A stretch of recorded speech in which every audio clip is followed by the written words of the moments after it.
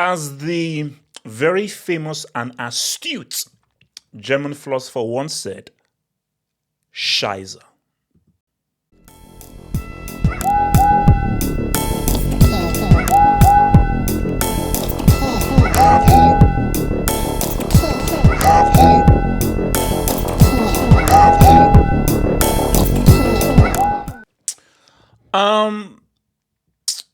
Not good.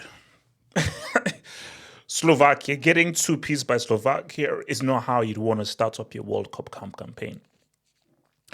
Now, because this is like a larger discussion here, and it's really a larger discussion about the states of international football, and how international football is pretty much upside down. As in, growing up, I don't understand the world that we're living in. I don't understand the world in which Germany, Italy, and Brazil are trash. Growing up, Germany, Italy, and Brazil were the titans of world football, the most revered and respected nations. Right now, these guys are ass cheeks. I don't understand this footballing world. I just do not. I don't understand it. So for Germany, this is a horrendous way to start off a campaign. And what you don't want is for the worst thing to happen. Because as of right now, I'm thinking if we can bring it up here. So as of right now, look, see, if you're in a group with Northern Ireland, Slovakia, and Luxembourg, Germany should very comfortably say what's okay. I think it's the first to go through. Forget that. Germany should top this group. If Germany cannot get through a group that has Northern Ireland, Slovakia, and Luxembourg, you've got to take away a star. You have to take away a star. So, as bad as this is, they're going to play Slovakia at home, Northern Ireland, Luxembourg, who are known more for that cash and cheddar than playing football. Germany should be good, but this is worrying though, because Germany should not be losing to Slovakia. Home, away, on Krypton, on Mars, or on Venus. Germany should never be losing to Slovakia. There should not be a point where Germany not only lose to Slovakia, they don't score a single goal, they don't register a single damn goal. So I'm going to put up something here, and we're going to play a game here. And this game is called Spot the Odd One Out. That's the name of the game, Spot the Odd One Out. So I'm going to show you an image. So this is the lineup that Germany had against Slovakia. So spot the odd one out. Actually, no, let me even make it bigger for you guys. So spot the odd one out. Let me make it big. So this is the lineup. Spot the odd one out. I'll give you a few seconds. Spot the odd one out there. You guessed it. And I hope you all got it right. In 2025, if you're playing Serge Gnabry, you deserve to lose. I'll say that one last time for the kids at the back. If in the year of our Lord 2025, you are playing an overweight anti-treadmill merchant known as Serge in a starting lineup for a World Cup qualifier, you deserve to lose. The heck is this guy doing on it? How is this guy starting, bro? It's one thing for him to still be playing for Bayern Munich. To be starting for the German national team is insanity. So, because I want to come back to another thing again. Now, look, it ain't great. Last 3 games: 2-1 to Portugal, 2-0 to France, 2-0 to Slovakia. Not good. And this is something that you need to know about. And I said this back then. I thought Rudi Völler was the right guy to take over. International management is not the same as club management. All because you're a great club manager will not make you a great international manager. Look at what happened to Spalletti. Superb for Napoli. AC manager did not work out. Nagelsmann, I still think this guy is a great club manager, and I wanted him at Chelsea. But international management is different.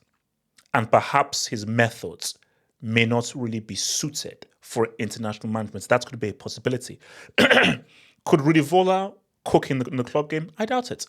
But I feel for Rudi Vola, he may just know and understand GID. He understands GID. And that's a World Cup winner from 1990. But there's another name here that is key. And I call him the art student because he looks like a damn art student, bro. Walter Maida.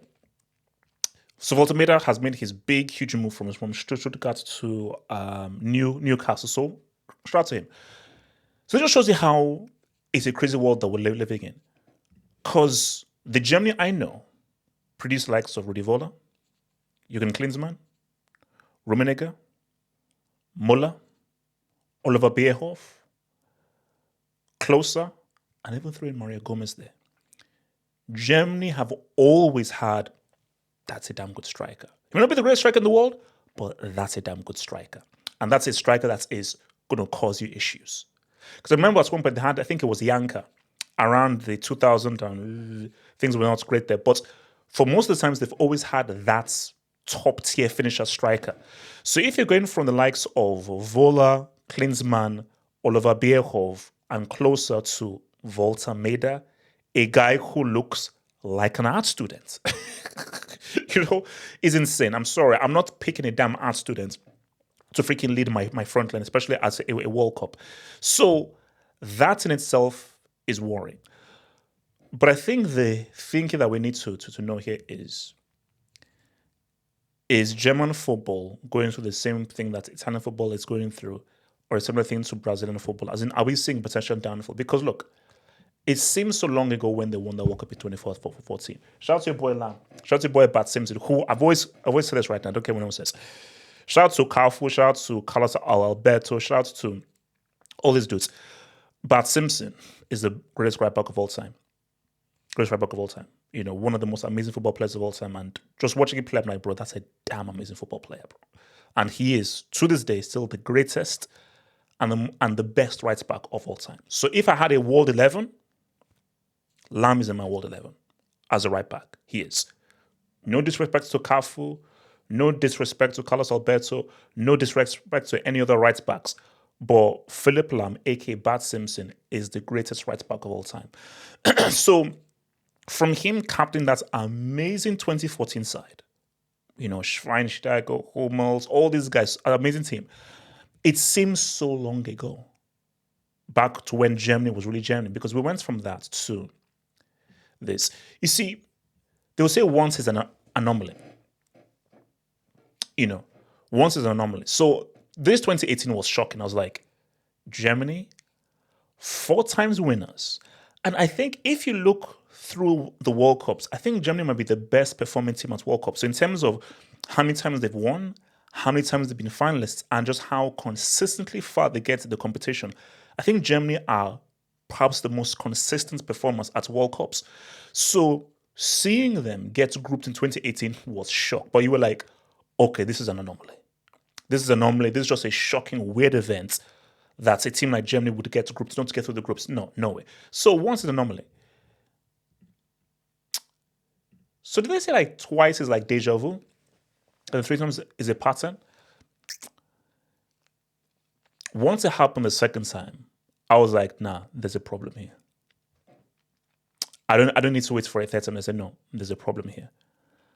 As you know, I think Germany might be going through some sort of a crisis. Now, in fairness though, I feel that team in Germany, it wasn't Flick's fault. Those guys just didn't know how to finish. And it goes to my original point. So shout out to the guy with your boy with the gap tooth. But you can't compare gap tooth to a Bierhoff, a Klose, a Rummenigge, a Vola, a Klinsmann, where these were gunmen who you knew how to finish. Heck, freaking put a Mario Gomez up in that piece. He'd finished those chances that were given to freaking gap tooth. Basically, to go from freaking Vola, Klinsmann, and Bierhoff to Gaptooth and Shai Havertz, you can't name me a greater downfall. You can't name me a greater downfall. And the issue for that was just that they just couldn't finish. But again, I told you, I'm living in the twilight zone. So living in a world where Germany don't have a striker. Germany's best striker is an art student. That's crazy. I just don't understand that world. In the world I knew, Germany always have a striker, a damn good competent striker that knows how to finish. A guy like that, you can say, I can rely upon that. Give him a chance, he's gonna G up. He's gonna G up. So it's not all doom and gloom. Because remember, Musiala is still suffering from a broken leg, and he is the star of the team. He's a superstar. He's a superstar, bro. I don't know what's happening with Verts, bro. Hasn't started well for Liverpool. I don't know what's happening with Verts, but let's put us one side. But my thing though is, as amazing as Musiala is, and he's a special talent, an absolutely special talent, a gem of a player, you know, and a guy who I put on the same level as Yamal in terms of talent and what he could potentially achieve.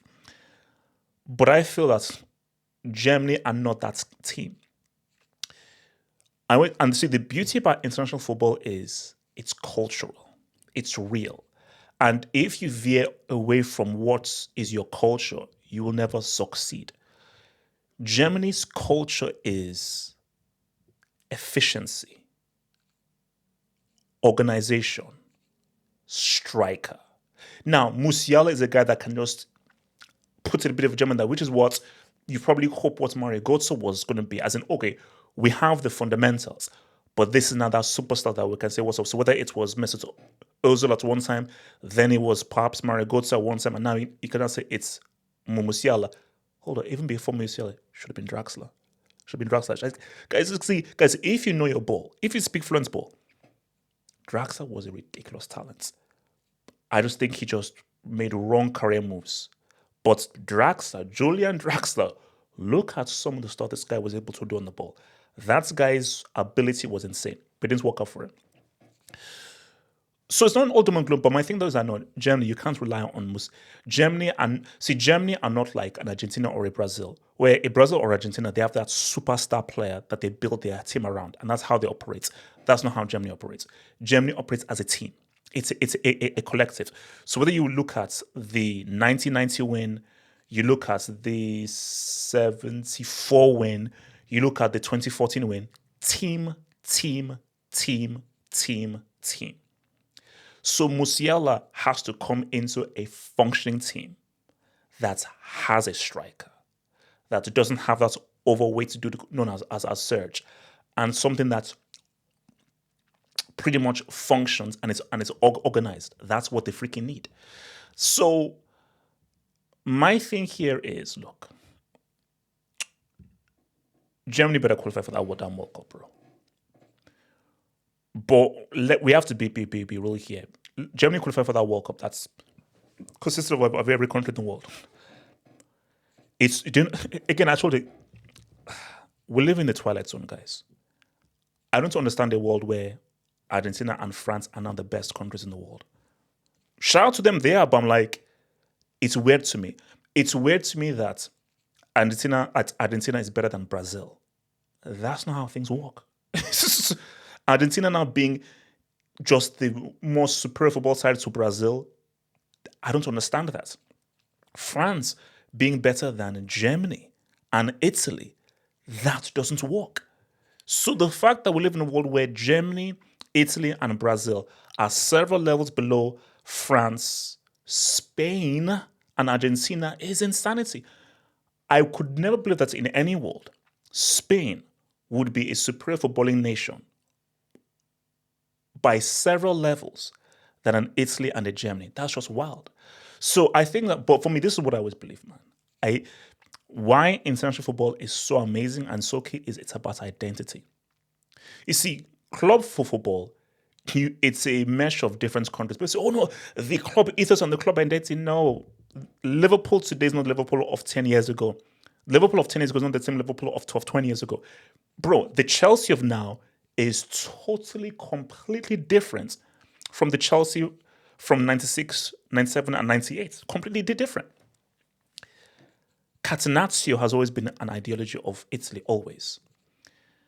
Ordered chaos and an unorthodox approach to football has always been Brazil's ethos. Organization and efficiency and fundamentals has always been very key to German football. So once you veer away from what is fundamental to your country culturally, you can't win. Brazil tried to do it with Dunga. Say, oh, we're not going to take Brazil and make them a counter-attacking team. And then you got pimp smacked by boy Snyder at the 2010 World Cup. Now, for Italy, it somewhat worked for them under Mancini at the Euros, where they were a bit much more attacking. But after that, what happened? They couldn't beat freaking North Macedonia. So I think for Germany, so in the whole of Germany, Voltemade is the best striker. That's all I want to know. In the whole of Germany, your best striker is Voltemade. That's a problem. That's an issue. That's problematic.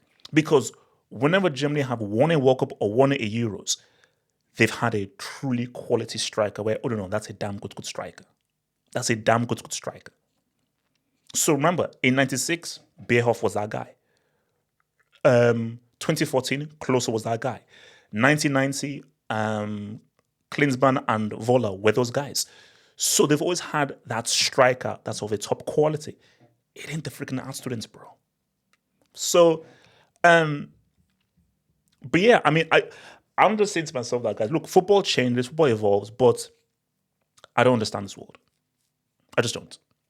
Growing up, Germany was a footballing powerhouse. They were a footballing powerhouse, and Germany was revered. Like, you'd see Germany in your group, and you're like, God damn, we could have played Germany. Damn it. It's going to be tough. It's going to be tough. Bro, remember when we went back in 2010, and Ozil and his boys dropped a 4-piece on 3 different teams.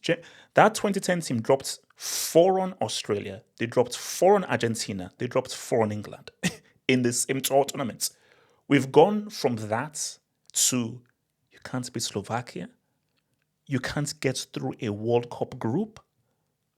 You expected to at least make the semis. Semis at least. You can't get past the groups on 2 separate occasions.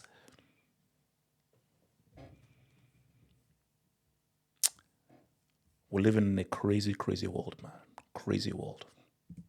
There was definitely a before Ibra and after Ibra. However, Neymar took them to a whole different level. Ibra gave them a certain stamp when he went there.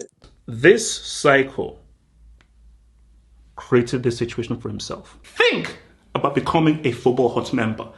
If you're a desktop merchant, just click on the join button below, over here. Or if you're a mobile phone merchant, just click on the join button below the video over here and join the true elite content crack addicts. Peace.